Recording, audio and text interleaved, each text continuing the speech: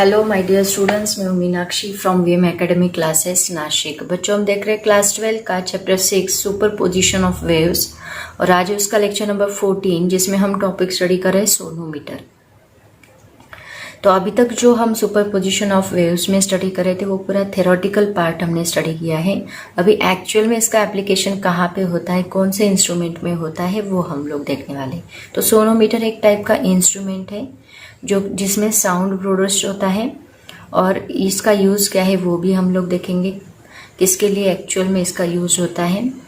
तो बहुत ही सिंपल है, एक्चुअली ये प्रैक्टिकल बेस्ड टॉपिक है। प्रैक्टिकल में आपको सोनोमीटर होगा, सोनोमीटर का यूज़ करके अलग अलग फ्रीक्वेंसी के वाइब्रेशंस आप लोग फाइंड आउट कर सकते हैं। तो स्टार्ट करते हैं सोनोमीटर। तो देखो बच्चों, सोनोमीटर का सबसे पहले कंस्ट्रक्शन हम लोग देखेंगे। इसके पहले मैं आपको एग्जांपल्स देती हूँ। ये तो प्रैक्टिकल बेस के लिए उन्होंने बनाया है, प्रैक्टिकली हम लोग साउंड ऑब्जर्व कर सके, कैसे साउंड स्टेशनरी वेव्स यहाँ पे फॉर्म होती है स्ट्रिंग के ऊपर एंड कैसे साउंड प्रोड्यूस होता है, वो ये प्रैक्टिकली हम लोग अपने लैब में लैबोरेटरी में यूज़ कर सकते हैं। लेकिन इसका एक्चुअल एप्लीकेशन कहाँ पे है, जैसे कि आप लोग वायलिन यूज़ करते हैं, गिटार, तानपुरा, जो भी म्यूजिकल इंस्ट्रूमेंट हम लोग यूज करते हैं वहां पे आपने देखा है कि एक बहुत ही बड़ा वुडन बॉक्स होता है, राइट ना। और वो वुडन बॉक्स में वो पूरा अंदर से एम्प्टी होता है ताकि लार्जर मास ऑफ एयर वहां से वाइब्रेट हो सके।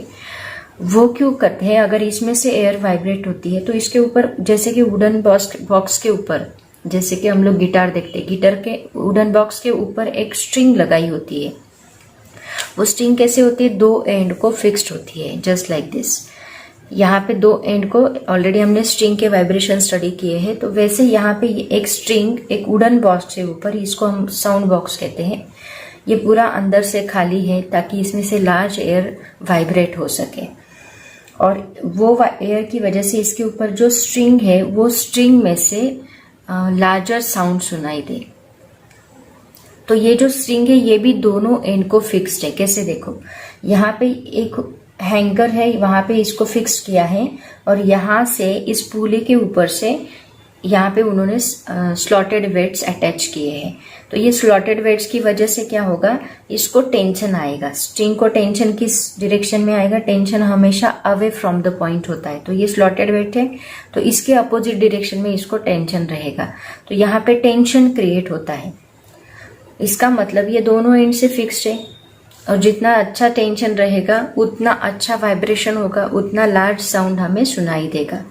तो ये वुडन बॉक्स उसी के लिए, ताकि उसमें से लार्जर एयर वाइब्रेट हो और उसकी वजह से उसमें से जो साउंड निकले ये स्ट्रिंग में से वो एम्प्लीफाइड का मतलब होता है स्ट्रॉन्ग इंटेंसिटी वाला, लार्जर इंटेंसिटी वाला साउंड यहाँ से हमें सुनाई दे। अब क्वेश्चन ये अराइज होता है कि इसमें वाइब्रेशंस हम लोग कैसे प्रोड्यूस करेंगे। तो सबसे पहले मैं यहाँ पे क्या क्या है नाम बता देती हूँ। ये एक साउंड बॉक्स है जो कि वुडन बॉक्स मैंने आपको ऑलरेडी बताया। उसके बाद दो ब्रिजेस यहाँ पे रखे हैं, जिन ब्रिजेस के ऊपर एक स्ट्रिंग हमने अटैच की है। यहाँ पे ये जो हुक है, इस हुक को लगा के एक स्ट्रिंग अटैच की है। वो स्ट्रिंग यहाँ पे एक पुली के ऊपर से गई है, इसको कहते हैं पुली, राइट ना। तो ये पुली के ऊपर से यहाँ से वो स्ट्रिंग गई और फिर हमने यहाँ पे स्लॉटेड वेट अटैच किए ताकि उस स्ट्रिंग में टेंशन प्रोड्यूस्ड हो, इसके लिए यहाँ पे स्लॉटेड वेट अटैच किए। उसके बाद देखो ये क्या है, ये दोनों ब्रिजेस है और यहाँ पे देखो एक हमें ऐसे कुछ तो भी दिखाई दे रहा है। ये हमने क्या रखा है, इसके ऊपर एक पेपर राइडर रखा है। पेपर राइडर मतलब पेपर का एक टुकड़ा रखा है, छोटा सा पीस रखा है। वो यहाँ पे रखने के बाद क्या होगा, इससे हमें सुनाई देगा। अगर यहाँ पे हमने वाइब्रेशन प्रोड्यूस किया ये स्ट्रिंग में, तो क्या होगा, ये ऐसे वाइब्रेट होगी, राइट ना। ये वाइब्रेट होगी तो यहाँ पे नोड क्रिएट होगा, यहाँ पे नोड क्रिएट होगा एंड यहाँ पे एंटी नोड क्रिएट होगा। तो जितना लार्जर वो वाइब्रेट होगी, लार्जर एम्पलीट्यूड के साथ वाइब्रेट होगी, तो ये पेपर भी क्या होगा, वाइब्रेट होगा और उसकी वजह से ये पेपर नीचे गिरेगा। और जहाँ पे पेपर नीचे गिरा तो समझ लो ये लार्जर एम्पलीट्यूड के साथ वाइब्रेट हो रही है।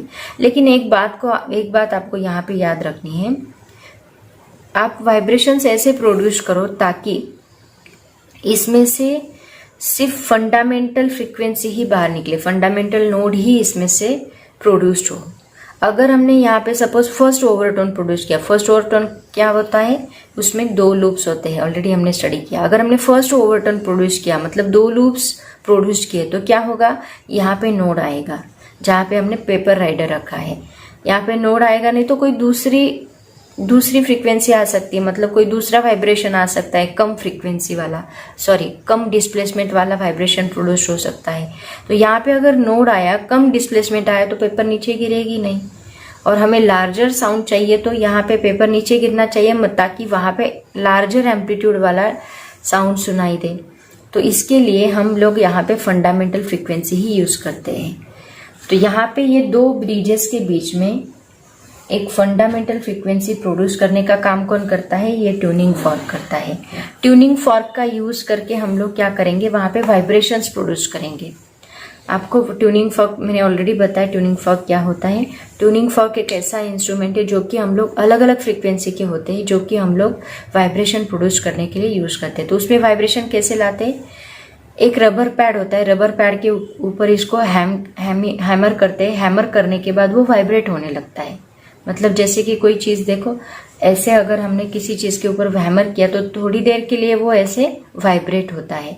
तो वाइब्रेशन जो प्रोड्यूस होंगे वो वाइब्रेशन अगर हम यहाँ पे रखेंगे, सपोज आप ट्यूनिंग फॉर्क को ऐसे रखते हो, तो वो वाइब्रेशन इस साउंड बॉक्स को भी जाते हैं और उसके साथ साथ वो स्ट्रिंग को भी मिलते हैं।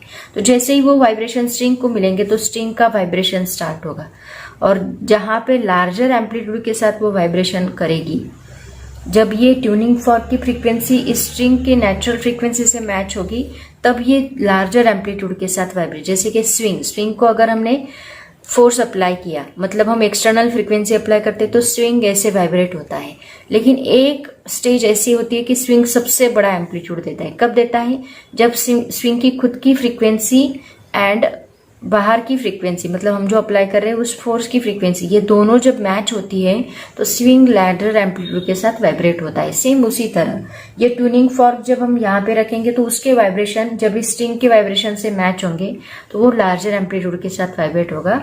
ये कैसे पता चलेगा लार्जर एम्पलीट्यूड वाइब्रेट हुआ है, जब ये पेपर राइडर नीचे गिरेगा।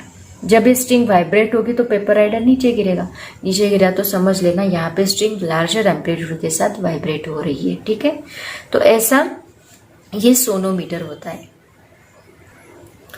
अब देखो यहाँ पे फंडामेंटल फ्रीक्वेंसी मैंने आपको बताया कि इसमें फंडामेंटल फ्रीक्वेंसी प्रोड्यूस होती है, तो हमें स्ट्रिंग के फंडामेंटल फ्रीक्वेंसी का फॉर्मूला पता होना चाहिए। सब लोग बोलेंगे क्या है फंडामेंटल फ्रीक्वेंसी का formula, n is equal to 1 divided by 2l under root t divided by m। ये फंडामेंटल फ्रीक्वेंसी का फॉर्मूला है। तो यहाँ पे हमें ये सभी बातें पता होनी चाहिए कि कौन सा लेंथ है, कौन सा टेंशन है, कौन सा मास है। ये मास नहीं है, ये लीनियर मास डेंसिटी है, ऑलरेडी मैंने बताया है। लीनियर मास डेंसिटी क्या होता है, mass per unit length of the string, उसको हम लीनियर मास डेंसिटी बोलते हैं। तो ये लीनियर मास डेंसिटी जो कि हम लोग म्यू से भी डिनोट करते हैं। तो यहाँ पे मैं आपको बताती हूँ ये जो कंसेप्ट है वो हम कौन सी यूज करने वाले हैं। तो सबसे पहले ये 2 ब्रिजेस जो रखे हैं हमने, ये 2 ब्रिजेस के ऊपर जो वायर है, जितनी वायर है वो रहेगी आपकी length of the string. Okay, L क्या लेने वाले हम लोग, लेंथ ऑफ द स्ट्रिंग। सो यहाँ पे 2 ब्रिजेस के बीच में जो लेंथ है, क्योंकि देखो यहाँ पे वायर टच हुई है, यहाँ पे वायर टच हुई है, तो जो वाइब्रेशन प्रोड्यूस होगा ऑब्वियसली यहाँ पे नोड रहेगा, यहाँ पे नोड रहेगा, और फिर ऐसा वाइब्रेशन यहाँ पे प्रोड्यूस होगा, राइट ना, क्योंकि फिक्स्ड एंड हम लोग इसको कहेंगे। यहाँ पे क्लैंपिंग ही किया तो वहां पे हम लोग नोड ही प्रोड्यूस होता है, क्योंकि यहाँ पे एक्शन होती है तो रिएक्शन क्या होगी, उसकी अपोजिट रिएक्शन होगी, राइट ना, न्यूटन्स एज पर the Newton's first law of motion. यहाँ पे जब पार्टिकल कोलाइड होगा तो पार्टिकल कोलाइड होने के बाद इसकी अपोजिट रिएक्शन वो देगा, क्योंकि यहाँ पे वायर टच हुई है, तो यहाँ पे उसके अपोजिट रिएक्शन मिलेगी और उसके बाद बाकी के सभी पार्टिकल उसके अपोजिट रिएक्शन में वाइब्रेट होना स्टार्ट करेंगे और स्टेशनरी वेव हमें मिलेगी। तो इसकी जो लेंथ है ये हम लोग ये एल लेंगे, क्योंकि यहाँ पे ये फंडामेंटल फ्रीक्वेंसी प्रोड्यूस हो रही है। सो एल क्या है, लेंथ ऑफ द स्ट्रिंग, जो कि 2 ब्रिजेस के बीच में है, वो हम लोग लेने वाले हैं। ऐसे प्रैक्टिकल आप लोग करते हो, लेंथ ऑफ द स्ट्रिंग। उसके बाद देखो हर एक चीज अगर आपको चेंज करनी है तो कैसे करोगे। उसके बाद टी क्या है, यहाँ पे टेंशन, तो टेंशन कैसे प्रोड्यूस करोगे, कैसे वैरी करोगे। यहाँ पे ये जो स्लॉटेड वेट्स हमने लगाए हैं, ये अगर मैंने बढ़ाए, सपोज पहले 100 ग्राम रखा तो कुछ टेंशन प्रोड्यूस होगा, 200 ग्राम रखा तो और टेंशन होगा, 300 ग्राम रखा तो और टेंशन होगा। जितना आप वेट बढ़ाते जाओगे उतना टेंशन प्रोड्यूस होते जाएगा। अगर आपने वेट कम किए तो टेंशन कम होगा। इसका मतलब आपको अगर टेंशन वैरी करना है तो हम लोग ये स्ट्रिंग के ऊपर जो वेट लगा रहे हैं उसका यूज करके हम लोग टेंशन वैरी कर सकते हैं। उसके बाद M क्या है, that is the linear mass density, मतलब मास पर यूनिट लेंथ। इसके लिए आपको अलग अलग डायमीटर की वायर लेनी पड़ेगी, तो उससे आप लोग लीनियर मास डेंसिटी चेंज कर सकते हैं। This is called as linear mass density. तो आपको अगर याद होगा, हम लोगों ने string vibration produced in the string में 3 लॉज स्टडी किए थे। कौन से लॉ स्टडी किए थे? Law of length, law of tension and law of linear mass density. तो वो वाइब्रेशन प्रोड्यूस्ड अगर आपको याद होगी, वो लॉज याद होगे, तो वो लॉज नहीं पता तो एक बार वापस वीडियो देख लो, vibration of string produced, vibration of standing waves produced in the string, उसमें मैंने एक्सप्लेन किया है उसको डिटेल में। तो ये तीनों लॉज हम लोग ये सोनोमीटर का यूज करके वैरी कर सकते हैं। एक्चुअल में सोनोमीटर का यूज यही है। सोनोमीटर क्यों यूज किया जाता है? By using sonometer we can verify the 3 laws of vibrating string. वो तीनों को हम लोग वेरीफाई कर सकते हैं। तो कैसे वेरीफाई करेंगे वो मैं आपको बताती हूँ। तो सबसे पहले तीनों लॉज का स्टेटमेंट एंड देन उनका वेरिफिकेशन हम लोग देखते हैं। तो सबसे पहले देखते हैं law of length. Law of length अगर आपको याद होगा तो यहाँ पे फ्रीक्वेंसी का फॉर्मूला क्या है, 1/2L √T/m। तो लॉ ऑफ लेंथ है, तो इसके लिए हमने टेंशन एंड मास क्या किया था, कांस्टेंट रखा था। टेंशन एंड m मतलब लीनियर मास डेंसिटी, ये दोनों को कांस्टेंट रखा। तो ये दोनों के बीच में क्या रिलेशन होता है? Fundamental frequency is inversely proportional to length. That means if length increases, fundamental frequency decreases. Length decreases, fundamental frequency increases, and vice versa. तो ये दोनों वहां पे हमने क्या रखे थे, कांस्टेंट रखे थे। एंड इन दोनों के बीच में क्या रिलेशन है ये देखा था। तो यहाँ पे n into L is equal to हमें क्या मिलेगा, कांस्टेंट मिलेगा। सिमिलरली अगर हम ऐसे फ्रीक्वेंसीज चेंज करते गए, मतलब आपने पहले n1 फ्रीक्वेंसी ली, उस वक्त लेंथ नोटिस की L1 is equal to n2 frequency ली, लेंथ नोटिस की L2। इन दिस वे तो सभी का प्रोडक्ट हमें क्या मिलेगा, कांस्टेंट मिलेगा। ओके, ये है लॉ ऑफ लेंथ। तो इसको वेरीफाई करने के लिए हम क्या प्रोसीजर करेंगे, देखो सोनोमीटर में वेरिफिकेशन के लिए सबसे पहले हम लोग क्या करेंगे, एक सपोज हमने एक फ्रीक्वेंसी का ट्यूनिंग फॉर्क लिया, कंसीडर करते हैं। वैसे ट्यूनिंग फॉर्क का एक सेट ही होता है, आप लेबोरेटरी में देखोगे आपके कॉलेज के, तो वहां पे वो जो ट्यूनिंग फॉर्क का एक पूरा सेट आपको मिलेगा अलग अलग फ्रीक्वेंसी का, 256, 480, 320, ऐसे अलग अलग फ्रीक्वेंसी के ट्यूनिंग फॉर्क्स होते हैं। मैं एक एग्जाम्पल देके आपको बताती हूँ। सबसे पहले हमने लिया 20 हर्ट्ज का ट्यूनिंग फॉर्क। ओके, तो 20 हर्ट्ज का ट्यूनिंग फॉर्क वाइब्रेट करके, मतलब रबर पैड के ऊपर हैमर करके हमने वो वाइब्रेशन यहाँ पे प्रोड्यूस किए। तो उसके वाइब्रेशन जो प्रोड्यूस होंगे वो स्ट्रिंग को मिलेंगे और स्ट्रिंग वाइब्रेट होना स्टार्ट करेगी। तो इनिशियली सपोज पेपर राइडर नीचे नहीं गिरा, तो हमें क्या करना है, इसकी लेंथ चेंज करनी है। ये 2 ब्रिजेस, ये वेरिएबल है, ये फिक्स नहीं है, तो इन दोनों की लेंथ हम लोग चेंज करेंगे। तो वाइब्रेशन प्रोड्यूस नहीं किए तो हमने एक तो लेंथ इंक्रीज की या फिर डिक्रीज की, एंड वापिस वाइब्रेशन प्रोड्यूस किए। वाइब्रेशन प्रोड्यूस करने के बाद ये वाइब्रेशन उस वायर को मिलेगी, और यहाँ पे एग्जैक्टली एंटी नोड फॉर्म होगा। इसका मतलब ये 2 ब्रिजेस के बीच में नोड फॉर्म हो रहा है और ये फंडामेंटल फ्रीक्वेंसी हमें मिल रही है। और पेपर राइडर नीचे गिरेगा, जहां पे नीचे गिरेगा वहां की लेंथ हम लोग मेजर करेंगे। ऑलरेडी यहाँ पे एक स्केल होता है, तो वो स्केल का यूज करके आप इन दोनों के बीच की लेंथ, जहां पे वो पेपर राइडर नीचे गिरेगा, आप क्या कर रहे हो, कम ज्यादा कर रहे हो, कम किया वापिस कम किया, तो जिस वाइब्रेशन को वो नीचे गिरेगा वहां की लेंथ हम लोग मेजर करेंगे। सपोज वो लेंथ आपको मिली यहाँ पे 20 सेंटीमीटर, अज्यूम करते हैं, ठीक है। 20 सेंटीमीटर पे ये पेपर राइडर नीचे गिरा। अब ये फ्रीक्वेंसी हमने सपोज 30 हर्ट्ज की, मतलब दूसरा ट्यूनिंग फॉर्क लिया 30 हर्ट्ज का, तो उस वक्त ये जो लेंथ ऑब्जर्व किया, वापस वाइब्रेशन प्रोड्यूस किए और ब्रिजेस की लेंथ चेंज की, जहां पे पेपर राइडर गिरेगा वहां की लेंथ मेजर की, तो ये हमें नियरली इक्वल टू 14 सेंटीमीटर मिली। वापस हमने इसको 40 हर्ट्ज किया, मतलब इंक्रीज किया, तो ये हमें नियरली इक्वल टू 10 सेंटीमीटर मिली। ओके, तो ये इसको मैंने नाम दिया N1, ये मिला L1, this is N2, L2, N3, L3। तो जब ऐसे अलग अलग ट्यूनिंग फॉर्क के लिए अलग अलग फ्रीक्वेंसी के लिए लेंथ मेजर की, तो उस वक्त ऑब्जर्व किया कि ये जो तीनों का मल्टीप्लीकेशन होता है, मतलब N1 L1 करो कितना मिलता है, that is equal to 400 hertz मिलता है, right. Similarly N2 into L2 करो कितना मिलता है, that is nearly equal to 420 hertz मिलता है। अगर N3 इंटू L3 किया तो नियरली इक्वल टू 400 हर्ट्ज मिलता है। इसका मतलब इससे हमें क्या पता चलता है कि ये 420 मतलब नियरली ही फ्रीक्वेंसी है, हर्ट्ज नहीं आएगा यहाँ पे, क्योंकि दोनों का मल्टीप्लीकेशन हमने किया है। ओके, तो यहाँ पे जो हमें वैल्यू मिल रही है ये नियरली कांस्टेंट मिल रही है सबकी, राइट ना। अगर ये कांस्टेंट मिल रही है इसका मतलब क्या, N1 L1 is equal to हम लोग लेंगे कांस्टेंट, ये हमेशा कांस्टेंट है। इसका मतलब अगर मैंने L1 को इधर शिफ्ट किया तो हमें क्या मिलेगा, कांस्टेंट डिवाइड बाय L1, और इसी को हम लोग कैसे लिखते हैं, N1 is inversely proportional to L1, ऐसे हम लोग लिखते हैं। और ये क्या है आपका law of length, that means frequency of tuning fork is inversely proportional to the length of the string which is fixed between two ends. तो ये लॉ ऑफ लेंथ वैरी होता है सोनोमीटर में। आप लोग प्रैक्टिकली भी इसको देख सकते हैं, आपके लैब में जरूर सोनोमीटर होगा, तो उसमें प्रैक्टिकली ये आप लोग ऑब्जर्व कर सकते हैं। समझ में आए?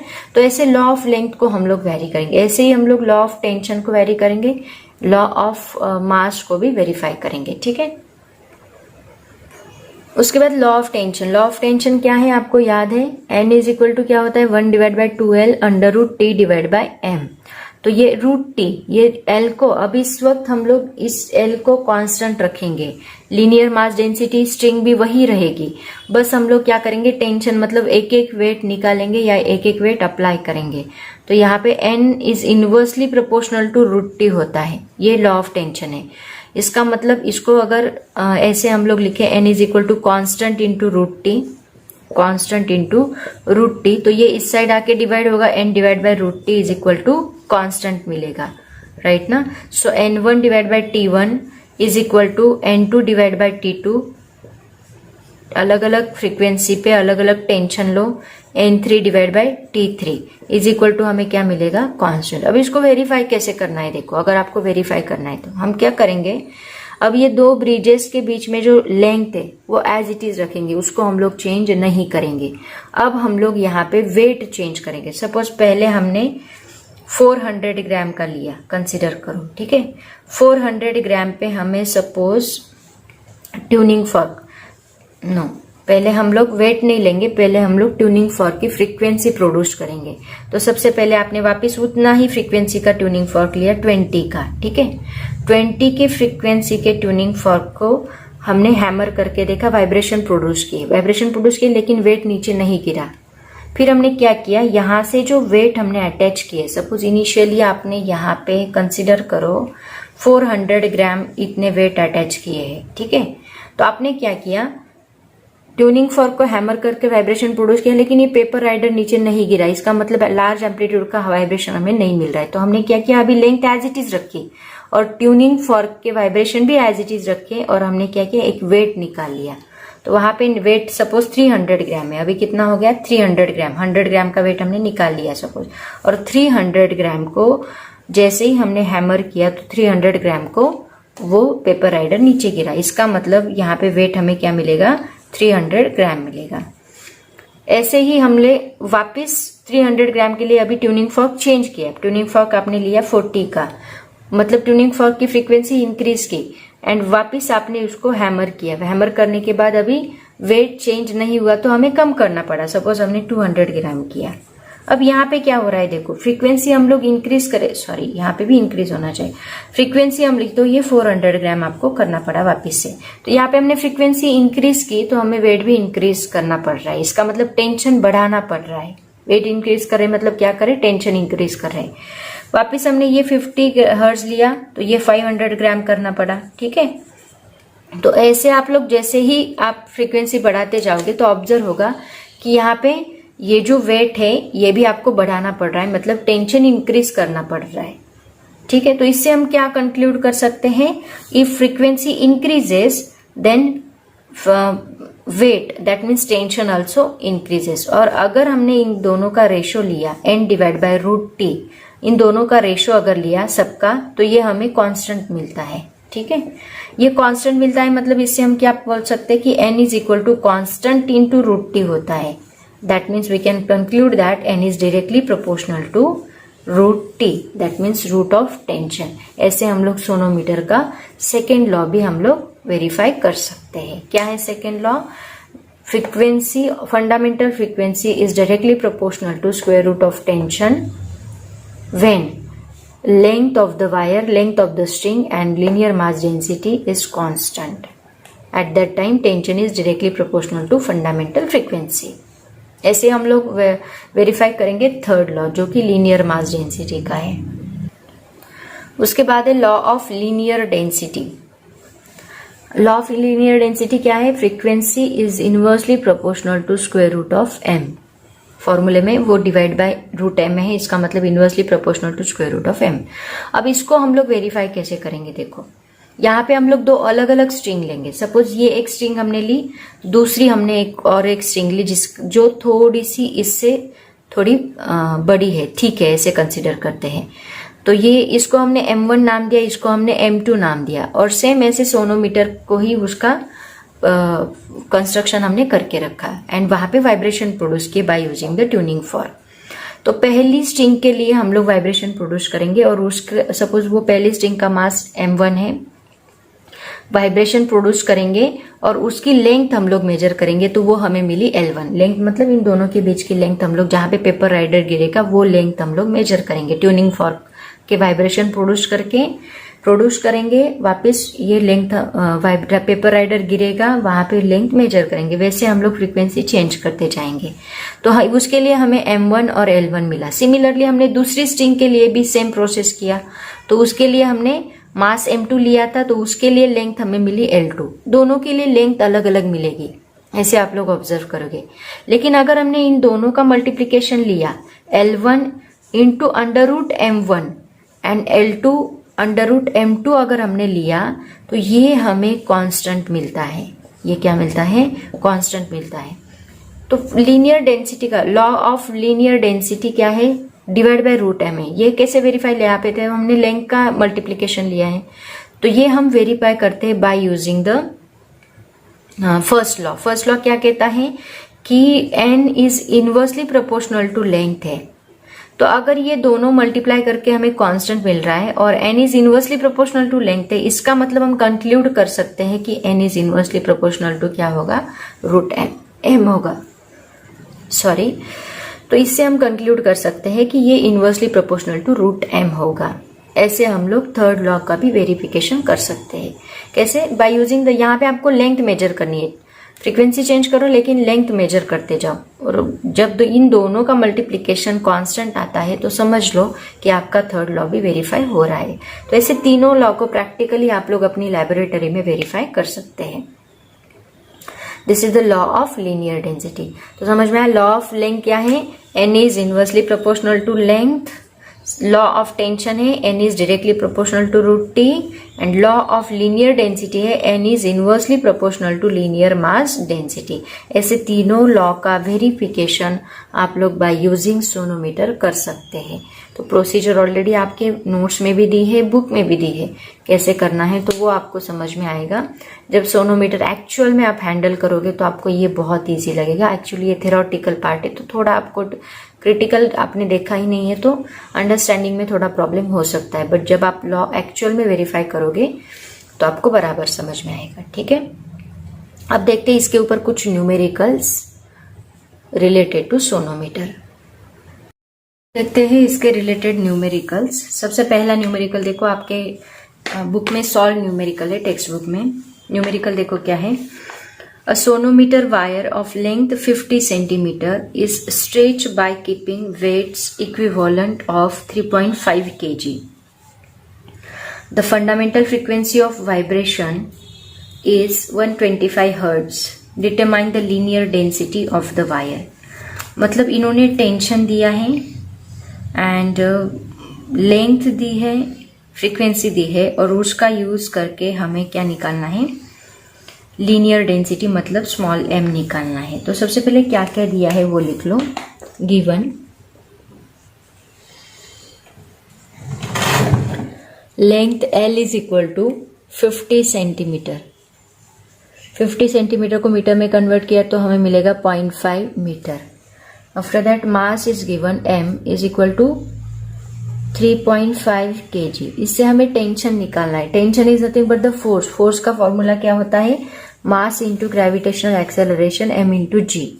क्योंकि स्लॉटेड वेट हम ऐसे यहाँ पे लगाते हैं तो इसका फोर्स इस डायरेक्शन में क्या रहेगा, वेट। वेट मतलब क्या होता है, मास इंटू जी, और tension is direction, so both are constant. Okay, so T is equal to यहाँ पे हमें मिलेगा m इंटू जी। m कितना है यहाँ पे 3.5, और g हम कितना लेंगे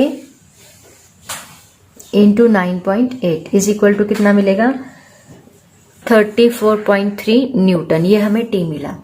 after that fundamental frequency is also given n is equal to 125 hertz. तो अभी फंडामेंटल फ्रीक्वेंसी का फॉर्मूला सबसे पहले क्या है वो लिख लो, और हमें लीनियर डेंसिटी निकालने बोला है। तो बहुत सिंपल न्यूमेरिकल है वो, n is equal to 1 divide by 2l under root T divide by m। तो सबसे पहले ये स्क्वायर रूट हटाना पड़ेगा। स्क्वायर रूट हटाने के लिए हमें क्या करना होगा, इसका होल इक्वेशन को स्क्वायरिंग करेंगे। तो स्क्वायरिंग करने के बाद हमें मिलेगा n square divide by 1 divide by 2 का square 4l square, T square root निकल जाएगा और यहाँ पे हमें मिलेगा t डिवाइड बाई m। हमें निकालना है m, तो m को इधर शिफ्ट करो, n स्क्वायर को इधर शिफ्ट करो, तो क्या मिलेगा m is equal to 1 into t, यहाँ पे t मिलेगा, divide by 4l square, divide ही रहेगा, और ये n स्क्वायर इस साइड आके डिवाइड होगा। वैल्यूज पुट करो, क्या आएगी, is equal to m, t क्या है 34.3 डिवाइड बाय 4 इंटू एल क्या, एल स्क्वायर मतलब 125 का स्क्वायर, तो मैं 125 इंटू 125 करती हूँ, ठीक है। एन स्क्वायर, एन स्क्वायर क्या है, एन मतलब एक minute, sorry, N square 125 already लिखा है। एल क्या है, एल 0.5 है, तो यहाँ पे हम लिखेंगे 0.5 का स्क्वायर। 0.5 का स्क्वायर क्या होता है, 0.25 होता है, राइट ना। एन स्क्वायर मतलब 125 का स्क्वायर मैंने 2 बार लिखा, क्यों लिखा समझ में आएगा, कैलकुलेशन इजी करने के लिए। चाहे तो आप लोग लॉग टेबल का यूज करके डायरेक्टली इसको कैलकुलेट कर सकते हैं, लेकिन अगर आपको विदाउट लॉग टेबल करना है तो उसको कैसे करेंगे वो भी मैं आपको बताती हूँ। So m is equal to 34.3 divide by 4 as it is रखो। इसको इजी करने के लिए हम क्या करेंगे, इस 125 को हम लोग ऐसे लिखेंगे 1000 डिवाइड बाय 8, चलेगा, कोई प्रॉब्लम है। 125 को 1000 डिवाइड बाय 8 के फॉर्म में लिखो, इनटू सिमिलरली यहाँ पे हम लिखेंगे 1000 डिवाइड बाय 8। इससे बहुत इजी कैलकुलेशन होगा, देखो। और 0.25 का स्क्वायर क्या होता है, 0.25 होता है। 0.25 को भी हम फ्रैक्शन में लिख सकते हैं, है ना। कैसे लिख सकते हैं, देखो, m is equal to 34.3 as it is रखो, divide by 4 as it is रखो, इनटू ये 1000 मतलब क्या होता है 10⁻3, इनटू ये 1000 मतलब 10⁻3 डिवाइड बाय 8 8 जा 64, इनटू ये 0.25 को हम लोग 1 डिवाइड बाय 4 लिख सकते हैं। देखो 0.25 4 जा कितना होता है 100 होता है, तो 1 डिवाइड बाय 4 हम लोग इसको लिख सकते हैं, ताकि ये 4 एंड ये 4 कैंसिल हो जाए और ये 64 ऊपर जाके मल्टीप्लाई होगा। सो m इज इक्वल टू हमें मिलेगा 34.3 इंटू 64 डिवाइड बाय क्या होता है 10⁻6, राइट। अब इन दोनों का मल्टीप्लीकेशन तो आप तो इजीली कर सकते हो। यहाँ 125 इंटू 125 करना पड़ता, उसके बाद 34.3 को डिवाइड करना पड़ता, तो उसके लिए लॉग टेबल आपको यूज ही करना। वैसे भी आप लोग कर सकते हैं, अगर आपको लॉग टेबल यूज नहीं करना है तो आप इस मेथड से करो, ठीक है। अब इन दोनों का मल्टीप्लीकेशन तो इजीली कर सकते हो। तो इनका मल्टीप्लिकेशन आता है 2195.2 एंड ये जो 10⁻6 है ऊपर जाके क्या बनेगा 10⁻⁻6 बनेगा 10⁻⁻6। अब इसको अगर आपको किलोग्राम के फॉर्म में लिखना है तो आप क्या करो, इसका -3 जो है इसको मल्टीप्लाई कर दो तो हमें मिलेगा, मतलब हम 3 डिजिट आगे आएंगे तो इसके 3 डिजिट कम होंगे, मतलब हमें मिलेगा 2.1952 इंटू 10⁻⁻3 बढ़ गया, मतलब -6 से -3 हो गया क्योंकि हमने लेफ्ट में 3 डिजिट शिफ्ट कर लिए। ठीक है, ये क्या होगा इसका unit mass, linear mass density है ना इसका। ऐसे भी रखा तो भी कोई प्रॉब्लम नहीं है, ऐसे किया तो भी कोई प्रॉब्लम नहीं। तो ये होगा लीनियर मास डेंसिटी, मास पर यूनिट लेंथ, मतलब किलोग्राम पर मीटर, मतलब मीटर⁻⁻1, ऐसे हम लोग इसको लिख सकते हैं। ये हो गई आपकी लीनियर मास डेंसिटी। ठीक है, समझ में, ऐसे सॉल्व करना है इसको। उसके बाद आपके एक्सरसाइज का न्यूमेरिकल है, देखो 2 wires of the same material and same cross section are stretched on a sonometer। 2 wires दी है, सेम मटेरियल की है, सेम क्रॉस सेक्शन एरिया भी है, सेम मटेरियल की है, मतलब उनकी लीनियर मास डेंसिटी भी सेम रहेगी। 1 wire is loaded with 1.5 kg, एक का टेंशन दिया है 1.5 kg and another is loaded with 6 kg, मतलब M1 कैपिटल M2 दिया है wait. The vibrating length of first wire is 60 centimeter, L1 दिया है 60 centimeter and its fundamental frequency of vibration is the same as that of the second wire, मतलब दोनों की fundamental frequency इन्होंने same बोली है। Calculate vibrating length of the other wire, मतलब हमें L2 निकालना है। 2 वायर्स दी है तो दोनों की जो जो चीजें दी है वो हम लोग लिख लेते हैं। तो गिवन पहले लिखो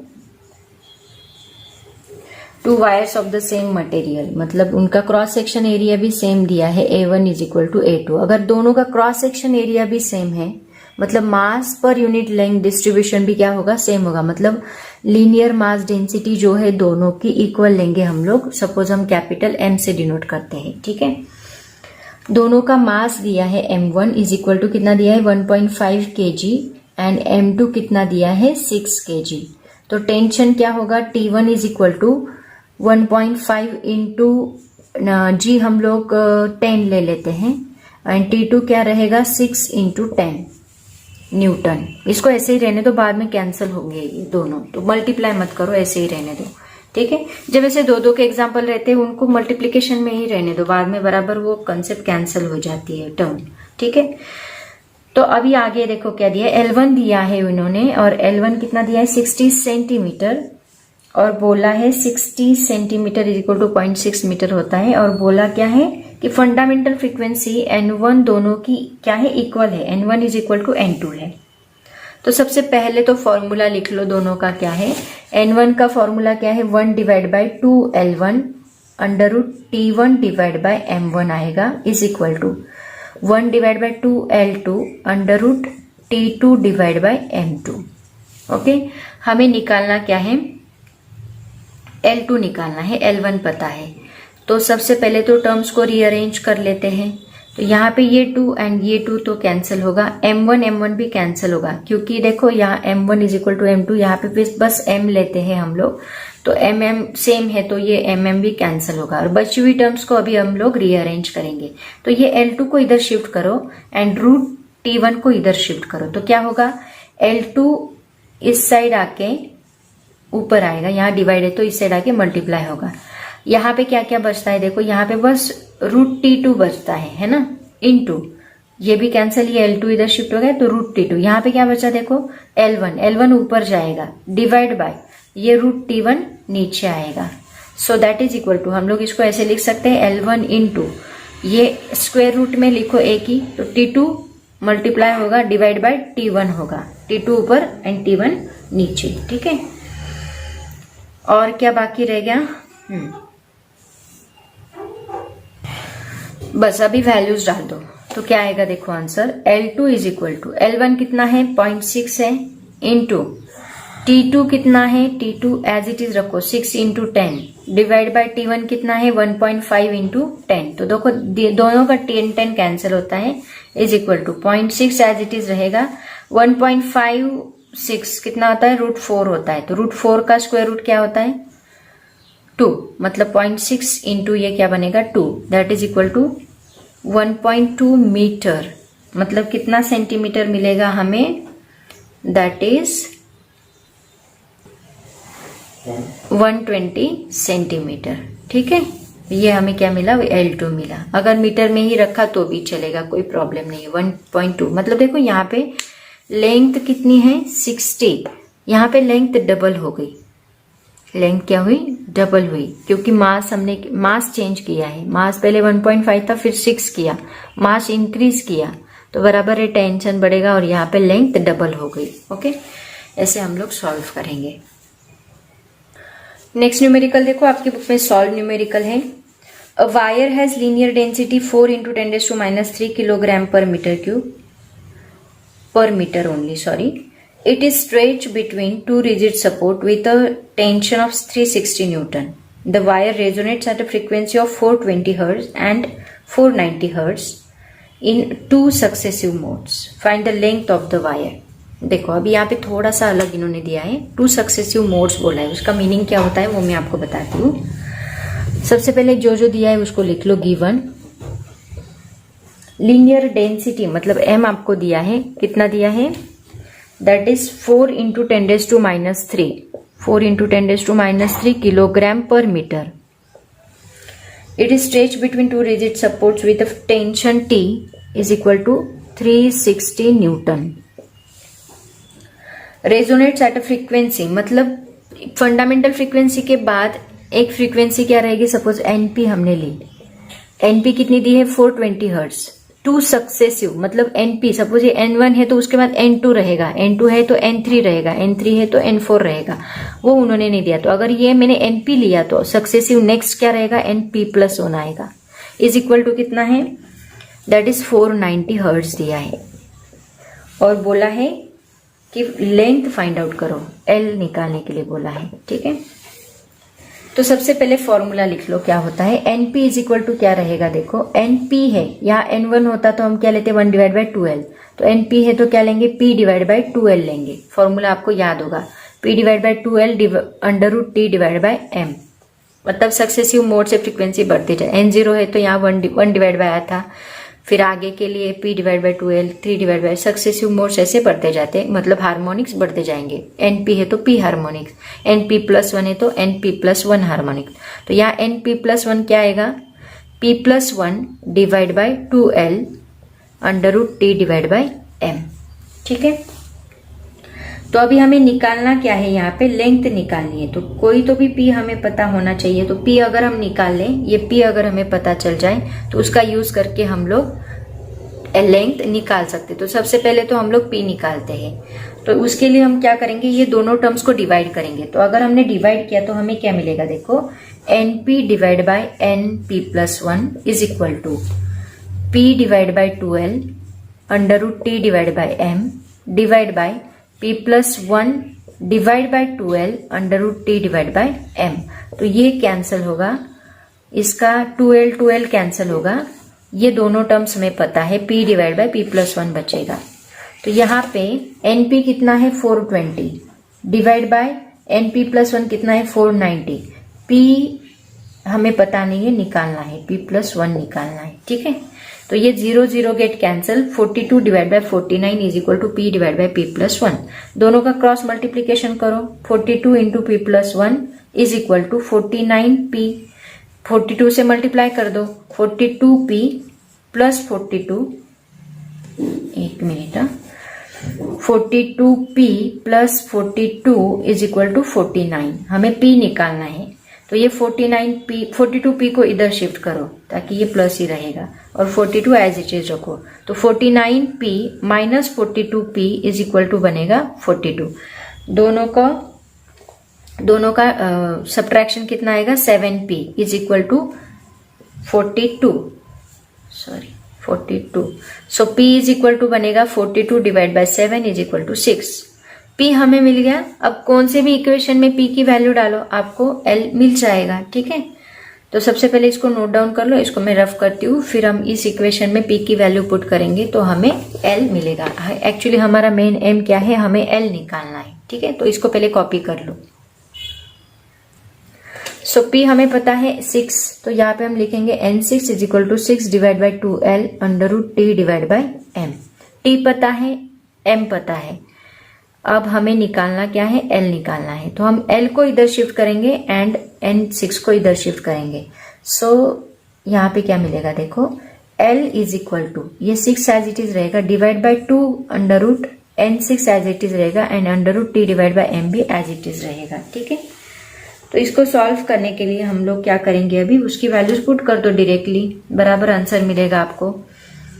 वैल्यू 6 एज इट इज रहेगी डिवाइड बाई 2 इंटू N6 क्या है 420 है, तो ये हम लिखेंगे 420 अंडर रूट T की वैल्यू क्या है 360 न्यूटन, तो इसको हम लोग 360 लिखेंगे डिवाइड बाय M कितना दिया है 4 इंटू 10⁻⁻3, तो ये कितना बनता है देखो 4 9 जा, मतलब ये 90 बनेगा, है ना।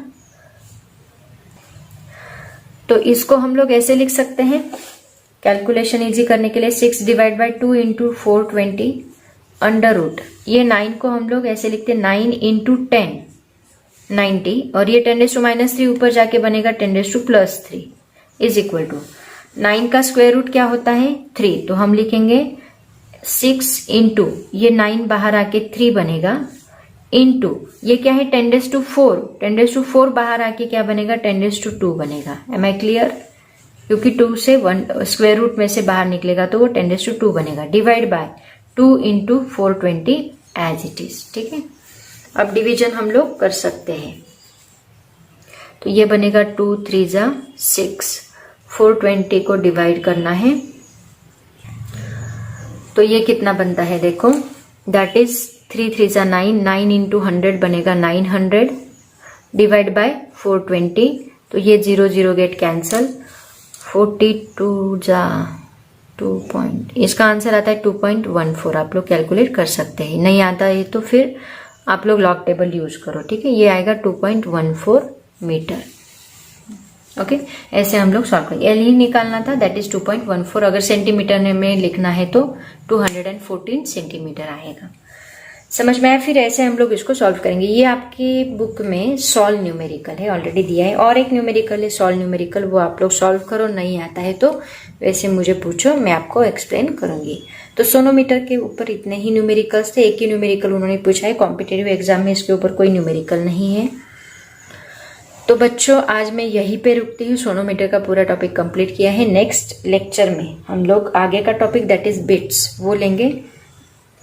तो आज के लिए इतना काफ़ी है, पढ़ाई करते रहो। Thank you so much and bye bye.